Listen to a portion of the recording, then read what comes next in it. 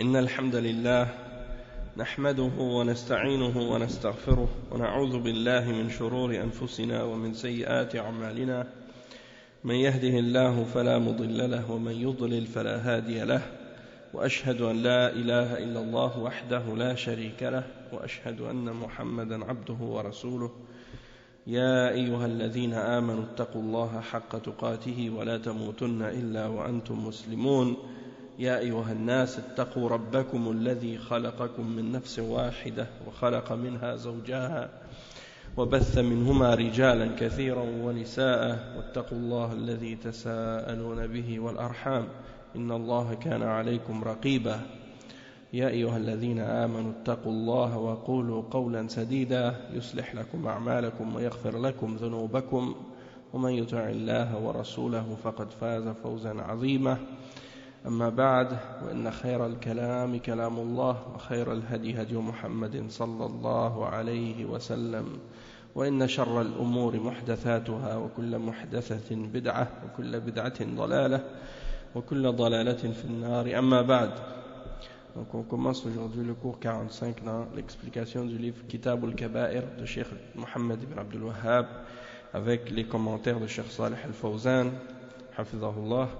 Et on est arrivé au chapitre Babun ma ja'a fil kadhibi ala Allahi aw ala rasulihi sallallahu alayhi wa sallam, c'est-à-dire le mensonge à propos d'Allah et à propos de son messager sallallahu alayhi wa sallam. Et on a lu hier l'explication des deux premiers versets qui avaient été mentionnés à ce sujet-là. Et on a lu et on commence à lire l'explication aussi des hadiths qui ont été mentionnés là-dessus.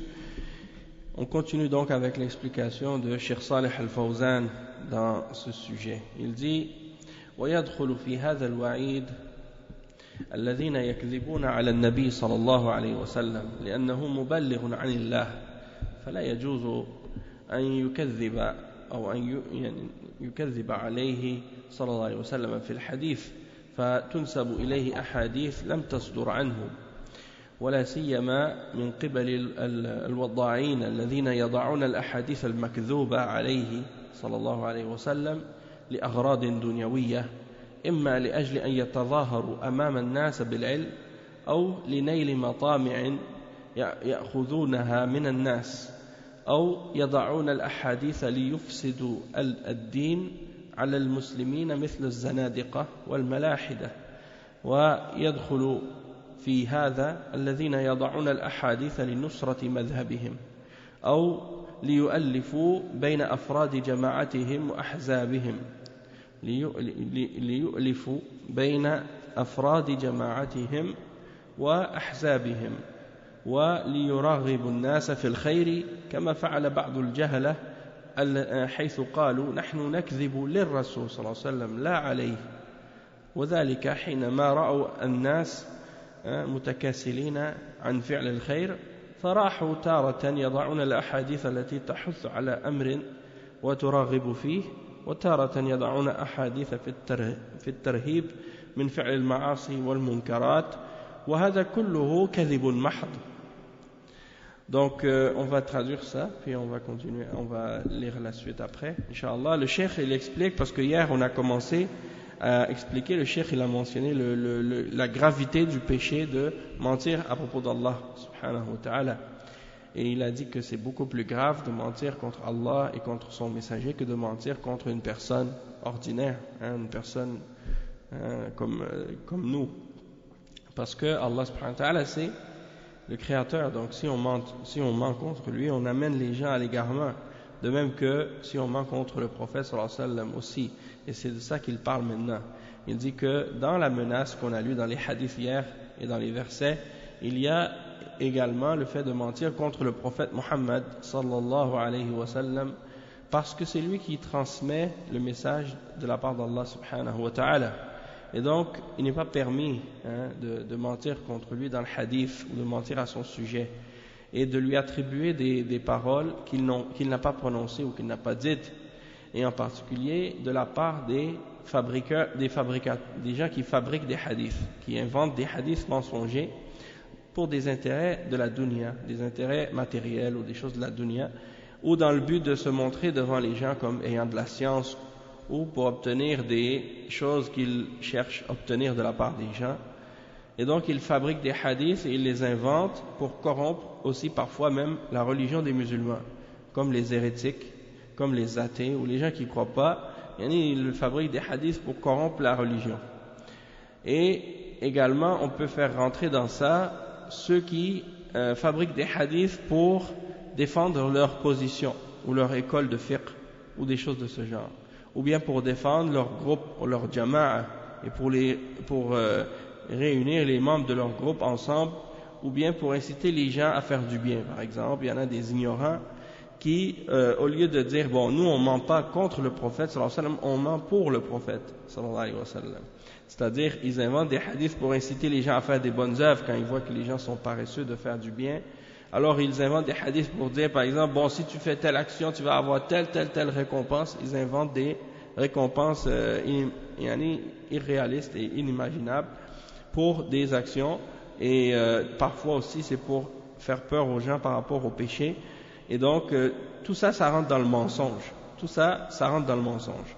Donc, que tu mentes contre le prophète sallallahu alayhi wa sallam ou pour le prophète sallallahu alayhi wa sallam, dans les deux cas, mentir c'est mentir, et en particulier à propos du prophète sallallahu alayhi wa sallam, c'est encore plus grave. Et le cheikh il dit فالتحليل والتحريم لا يجوز أن يصدر إلا من الله جل وعلا بالقرآن وبما صح من الحديث من رسوله صلى الله عليه وسلم بل إن بعضهم ذكر أنه رأى الناس لا يقرؤون القرآن ولا يقبلون عليه فوضع أحاديث في فضائل الصور والآيات ليحث الناس على قراءته وهذا أعظم الكذب بعد الكذب على الله.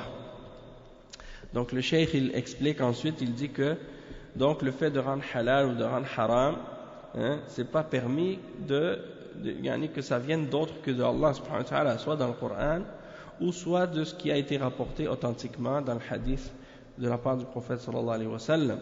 Mais certains ont mentionné par exemple qu'ils ont vu que les gens ils lisaient pas le Coran, que les gens ils se détournaient un peu du Coran, alors ils ont inventé des hadiths pour mentionner les mérites de certaines certaines sourates ou bien certains versets, et pour inciter les gens à lire plus le Coran.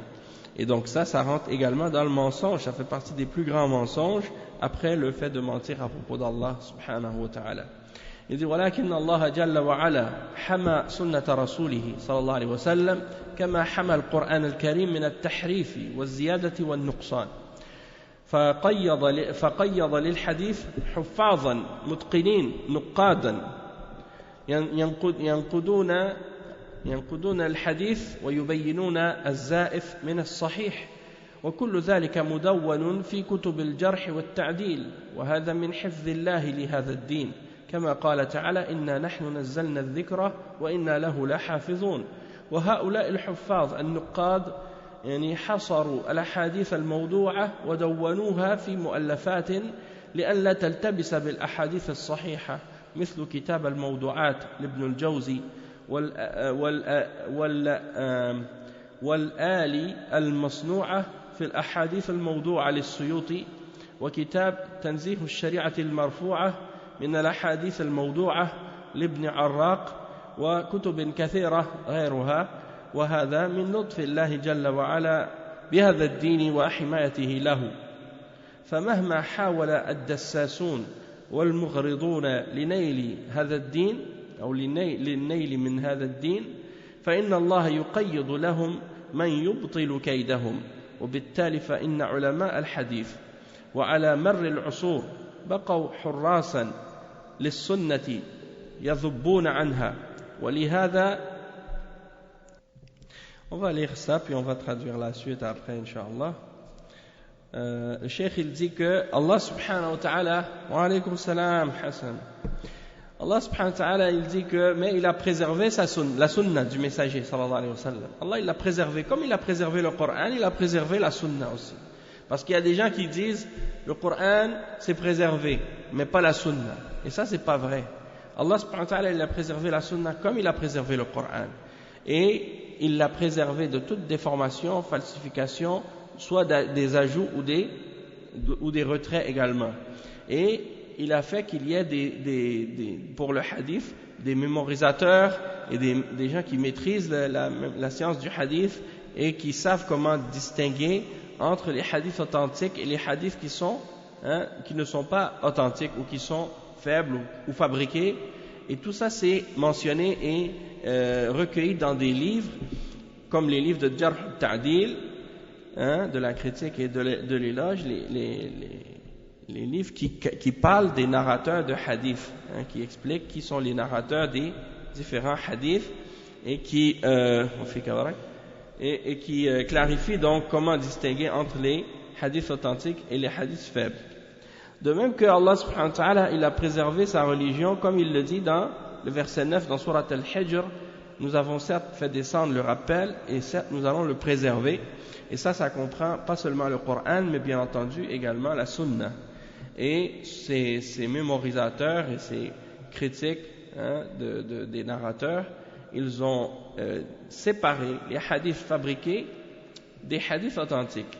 Et ils les ont mis dans des recueils de hadiths qu'on appelle al-mawdu'at, les livres qu'on appelle al-mawdu'at. Et al-mawdu'at, c'est des livres dans lesquels on retrouve que des hadiths fabriqués, des hadiths qui sont faux, des hadiths mensongers, faussement attribués au prophète sallallahu alayhi wa sallam, comme le livre al-mawdu'at de Ibn al-Jawzi, ou le livre qui s'appelle al-Ali al-Masnu'a fi al-ahadith al-mawdu'a de l'imam al-Suyuti, et Tanzih al-Shari'a al-Marfu'a min al-ahadith al-mawdu'a d'Ibn Arraq, et il y en a d'autres également. Il y en a d'autres livres de cette catégorie-là, et ça fait partie donc de la miséricorde d'Allah subhanahu wa ta'ala pour cette religion et de sa protection pour cette religion. Et peu importe ce que les gens qui essaient de détruire ou corrompre la religion essaient de faire comme tentative pour essayer d'attaquer cette religion, Allah subhanahu wa ta'ala, il ramène toujours des hommes qui viennent annuler et détruire leur ruse et leur complot, et pour préserver donc la religion d'Allah subhanahu wa ta'ala. Et le cheikh il dit que c'est pour ça que les ulama de hadith à travers les siècles, ils ont resté comme des gardiens, comme des protecteurs de la sunna, et ils ont tout fait pour défendre la sunna authentique et pour pas qu'il y ait justement des mélanges entre ce qui est authentique et ce qui est faible. Et il dit ولهذا فهم ميزوا بين الصحيح والضعيف والموضوع من الأحاديث المنسوبة للرسول صلى الله عليه وسلم حيث وضعوا ضوابط وشروطا دقيقة لمعرفة الصحيح من الأحاديث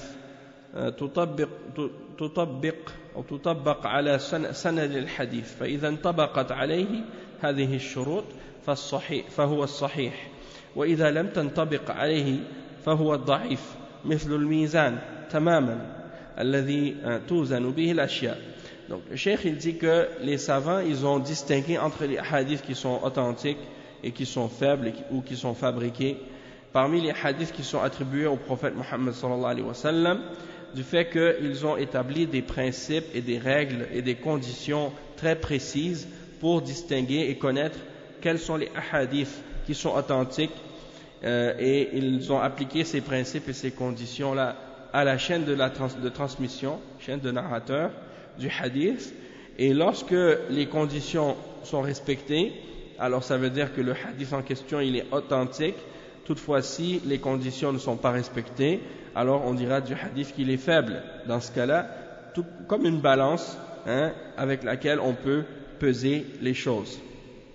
Et le cheikh il dit ensuite وهذا كما قلنا من لطف الله تعالى وحمايته لهذا الدين. Et ça fait partie de la miséricorde et de la douceur d'Allah subhanahu wa ta'ala pour la protection de sa religion. Il y a le livre de l'imam Muslim, le Sahih de l'imam Muslim, il mentionne au début, à l'introduction de son Sahih, des paroles des imams à ce sujet-là justement, comme la parole célèbre de l'imam Abdullah ibn al-Mubarak lorsqu'il dit al-isnadu min ad-din wa lawla al-isnad laqala man sha'a ma sha'a. C'est-à-dire que l'imam Abdullah ibn al-Mubarak il a expliqué que la chaîne de transmission du hadith, l'isnad, ça fait partie de la religion de l'islam. C'est une des particularités de la religion de l'islam qui n'existe pas dans aucune autre religion. Et il dit que l'isnad fait donc partie de la religion, et si ce n'était de l'isnad, n'importe qui pourrait dire n'importe quoi à propos de l'islam. Mais grâce à ce principe ou ce système de chaîne de transmission et de vérification des narrateurs, on est capable de savoir de qui on prend les informations et de qui on ne prend pas les informations, et qui est un rapporteur qui est fiable et honnête et qui n'est pas fiable et honnête, et qui a une bonne mémoire et qui n'a pas une bonne mémoire, et ainsi de suite. Naam.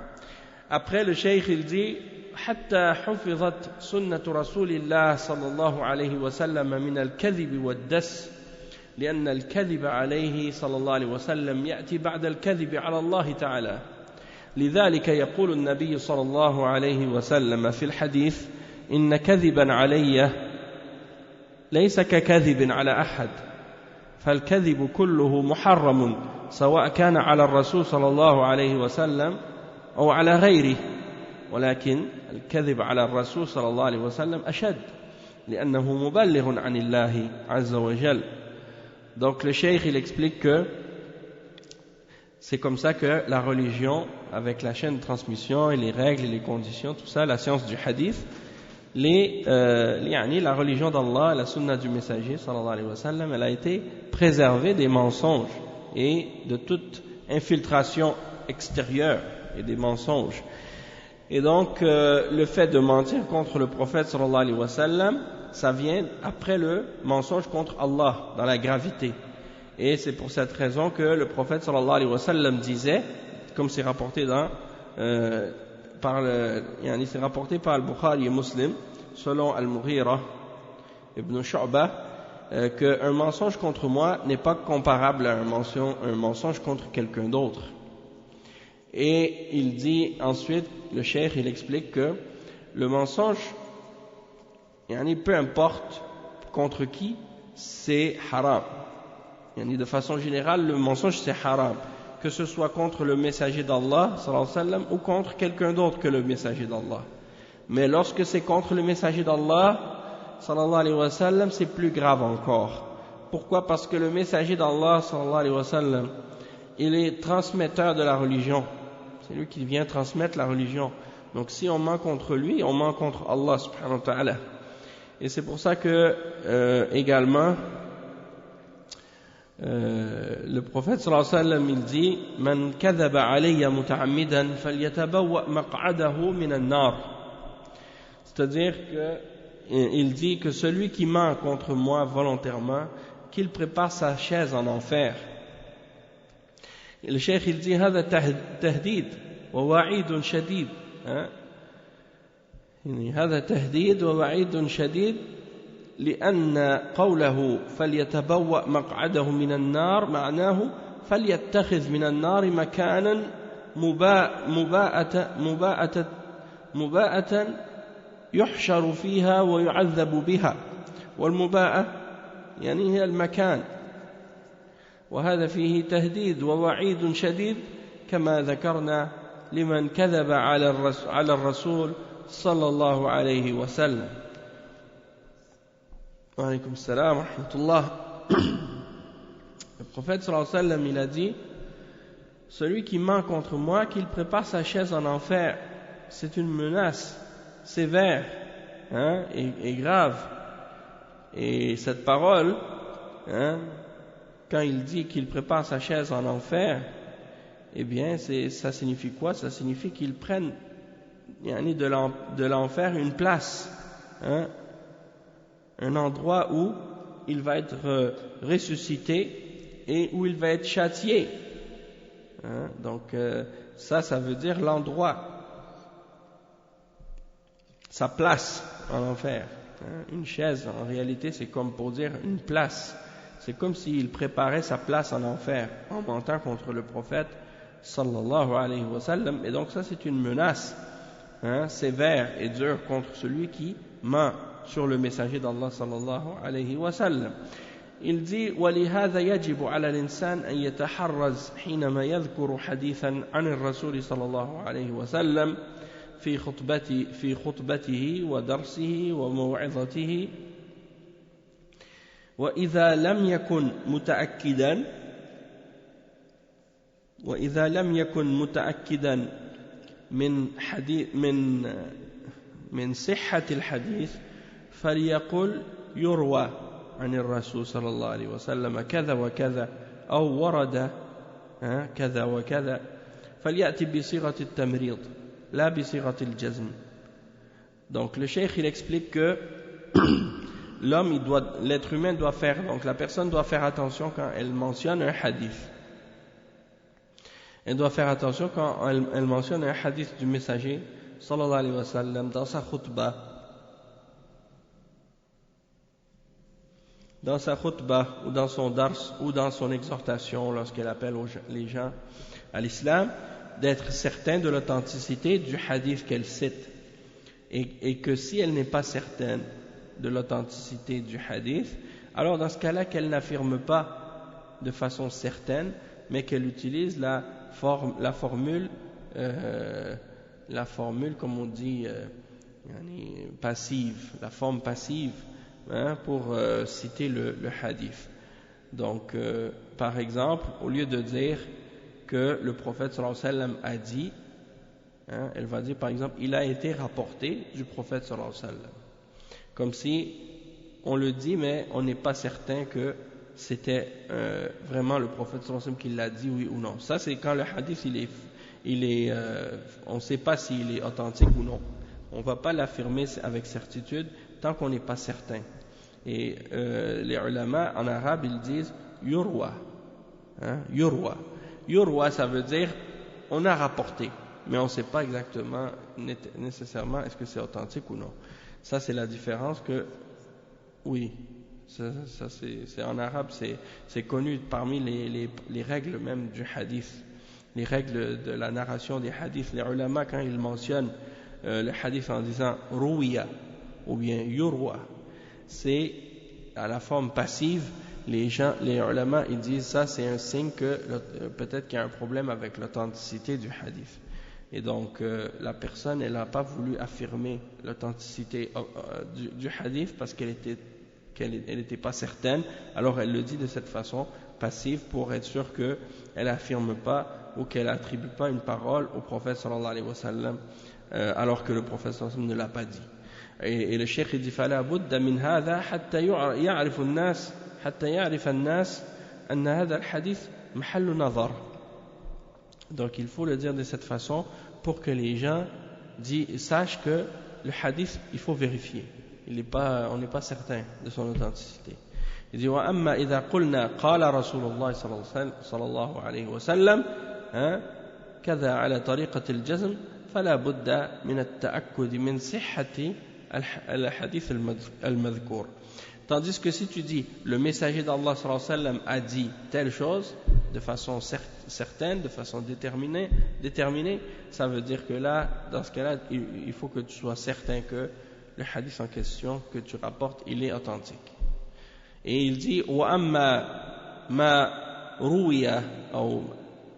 ما روى مسلم عن سمرة بن جندب رضي الله عنه مرفوعا إلى الرسول صلى الله عليه وسلم من حدث عني حديثا يرى أنه كذب فهو أحد الكذابين فهو دليل على عدم جواز رواية الأحاديث التي نرى أنها كذبا فلا نقول هذا على ذمة غيري أو هو موجود في الكتب فما دمت ترى أنه كذب ولو كان موجودا في الكتب فلا يجوز لك أن ترويها لأنك يعني تكون والحالة هذه أحد الكذابين أو أحد الكاذبين بالتثنية أي أو أحد الكاذبين. نعم. فأنت يعني إذن لأنك والحالة هذه أحد الكذابين أو أحد الكاذبين بالتثنية أي الذي رواه والذي نقله وهو يعلم أنه كذب فيكون كاذبين. Donc le cheikh il explique que ce que l'imam Muslim a rapporté dans qu'est-ce que le cheikh a cité du hadith qui est rapporté par Muslim selon Samura ibn Jundub, que le prophète sallallahu alayhi wa sallam a dit celui qui rapporte de moi une parole et qu'il voit que c'est un mensonge, c'est-à-dire que c'est pas authentique, alors dans ce cas-là, il est un des menteurs. Il le rapporte alors qu'il sait que c'est un mensonge et il l'attribue malgré tout au messager d'Allah, sallallahu alayhi wa sallam, alors dans ce cas-là, il est un des menteurs. Et le cheikh, il dit que ça c'est une preuve qu'il n'est pas permis de rapporter le hadith que tu considères comme étant mensonger. Et si tu sais que c'est un mensonge, tu vas pas dire par exemple, ah mais la responsabilité est sur quelqu'un d'autre, ou bien le livre est, ou bien tu dis, ça c'est j'ai trouvé le hadith dans les livres, comme si pour te disculper de la responsabilité. Il dit le cheikh, non, tu ne dois pas le transmettre et le propager si tu sais que le hadith il est faible. Il dit, parce que du moment que tu es conscient que c'est un mensonge, cette parole, même s'il est présent dans les livres de hadith, il n'est pas permis de le rapporter, parce que dans ce cas-là, sinon tu seras un des menteurs, ou bien un des deux menteurs, c'est-à-dire celui qui le rapporte et celui qui l'a transmis. Alors qu'il sait que c'est un mensonge, il est un des menteurs dans ce cas-là. Il dit فعلى المسلم أن يتنبه لهذا الأمر سيما يعني وأننا نرى الآن في هذه الأيام بعض طلبة العلم الذين يصححون الأحاديث ويتناقلونها ويضعفونها وهم غير مؤهلين لذلك، وفي هذا خطر عظيم ينبغي التنبه له والتحذير منه. فعلى المرء أن يعرف قدر نفسه فلا يتكلم على أحاديث الرسول صلى الله عليه وسلم بغير علم ودراية، ولم يلتقي علم الحديث عن العلماء في دراسته عليهم وحمله العلم عنهم، لأن هؤلاء المتعالمين تتلمذوا على أنفسهم وعلى الكتب والأشرطة أو على جهال أمثالهم، وخرجوا على الناس محدثين وهم في الحقيقة محدثين بإسكان الحاء وتخفيف الدال مكسورة. ولم يكتفي هؤلاء بالتعالم، بل صاروا يغلطون الأئمة ويستدركون عليهم من غير حياء ولا خجل ولا خوف من Allah. Donc le cheikh il explique que le musulman il doit faire attention dans ces choses-là, surtout qu'à notre époque on voit des étudiants de sciences qui commencent à authentifier des hadiths et à les transmettre et parfois à les déclarer faibles sans être aptes à le faire. Et il y a dans ça un grand danger auquel il faut faire très attention. Donc il dit que une personne doit savoir la limite de sa personne et de sa connaissance, et il ne doit pas parler des hadiths du messager d'Allah sallallahu alayhi wa sallam sans science et sans connaissance de la science du hadith, surtout s'il n'a pas appris cette science du hadith chez les ulama, en étudiant cette science avec eux, et il dit que s'il n'a pas pris cette science-là des savants de la science du hadith, alors il ne doit pas s'embarquer dans ce domaine-là. Il dit, parce que ceux qui se prétendent connaître ou prétendent avoir la science du hadith, souvent ils ont étudié tout seuls, c'est-à-dire ils ont appris eux-mêmes, avec les livres ou avec les audios, les cassettes, ou bien avec des ignorants comme eux. Et ils sont sortis devant les gens en se disant muhaddithin, c'est-à-dire des savants de hadith, alors qu'en réalité ce sont des muhdithin. Yani le cheikh il dit, c'est-à-dire des gens qui inventent des choses, des gens qui sont des innovateurs. بإسكان الحاء وتخفيف الدال مكسورة. القصاصين نعم. القصاصون ça c'est les conteurs. القصاص القصص نعم.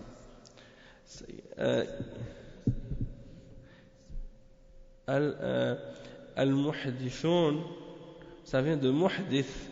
Muhdith, c'est quelqu'un qui invente. Naam. Al-Qassas, c'est ceux qui, quand ils parlent aux gens de l'islam, ils leur racontent toujours des contes, des histoires. Hein? Il va leur commencer à leur raconter plein de choses, mais il ne va pas dire Qala Allah, Qala Rasulullah. Il se base plus sur des histoires, qu'est-ce que les gens ont fait, qu'est-ce qui est arrivé quelque part, qu'est-ce que quelqu'un a raconté, des choses comme ça. Et souvent, c'est des contes qui ne sont même pas vrais. Des fois, c'est des mensonges. Tu vois, il invente ces choses-là. Et il fait ça pour divertir les gens. Souvent, c'est pour divertir les gens, parce qu'il voit que les gens, ils veulent pas entendre la science, alors il veut les amuser. Hein? Alors, il commence à raconter des histoires sur toutes sortes d'affaires. Oui. Et ça, c'est ce qu'on appelle al-Qussas, c'est-à-dire les conteurs. Et c'est eux qui corrompent la religion. Hein? C'est eux qui font beaucoup de tort à la religion, ces gens-là. Donc le cheikh, il dit, ces gens-là qui prétendent à la science, et même ils commencent même à accuser les imams de l'islam ou les imams du hadith d'être dans l'erreur ou des choses de ce genre, et ils essaient de les corriger sans aucune gêne et sans aucune pudeur, sans aucune crainte d'Allah subhanahu wa ta'ala. Donc ça, c'est très dangereux. Et effectivement, qu'est-ce que le cheikh il dit, c'est vrai. Il y a des jeunes comme ça, ils commencent à prendre les livres de hadith et ils commencent à essayer de juger les hadiths, est-ce que les sahih ou da'if ou des choses comme ça, puis ils n'ont pas de science pour de vrai.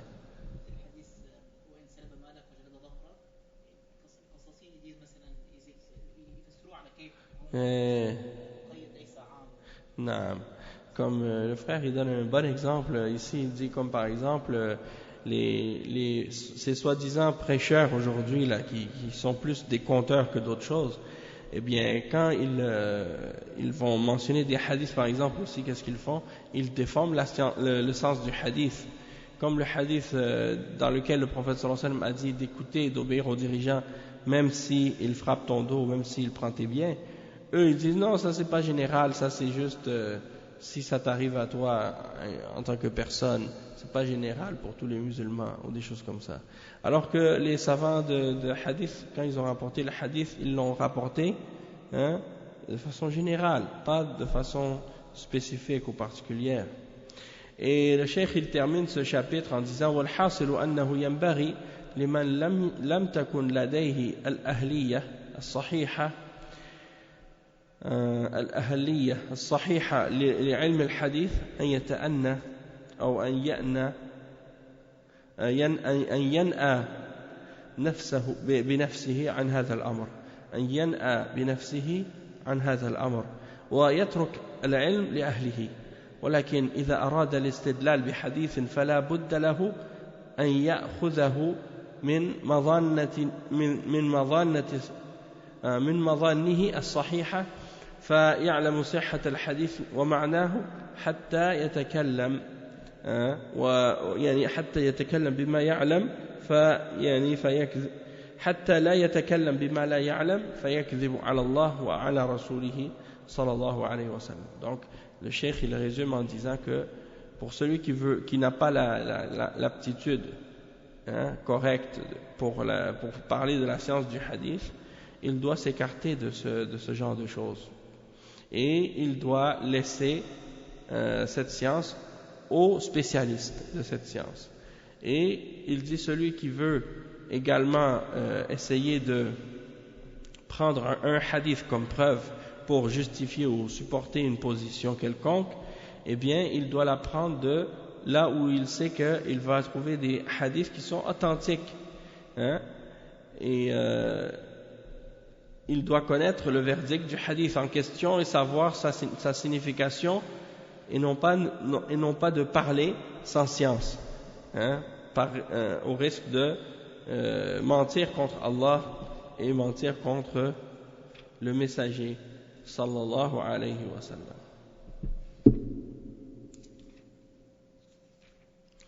Là, on a fini le chapitre en question. Maintenant, il y a un autre chapitre, et c'est un chapitre qui est également très, très important. Sauf que je ne sais pas si j'ai la force de continuer pour la suite, parce que j'ai une fatigue là, en moi-même en ce moment qui est assez lourde. Donc je pense que je vais m'arrêter maintenant. Le prochain cours, ce sera Babun ma ja'a fil qawli ala Allah bila ilm. C'est-à-dire qu'est-ce qui a été rapporté au sujet de dire des choses à propos d'Allah sans science. De dire des choses à propos d'Allah sans science. Donc ça c'est très grave, comme on en a parlé un petit peu dans ce chapitre-là, mais là on va en parler un peu plus en détail au prochain cours, Inch'Allah. D'accord? Subhanakallahumma wa bihamdik, ashhadu an la ilaha illa ant, astaghfiruka wa atubu ilayk, wa sallallahu wa sallam ala nabiyyina Muhammad wa ala alihi wa sahbihi ajma'in, wassalamu alaykum wa rahmatullahi wa barakatuh. Wa fikum.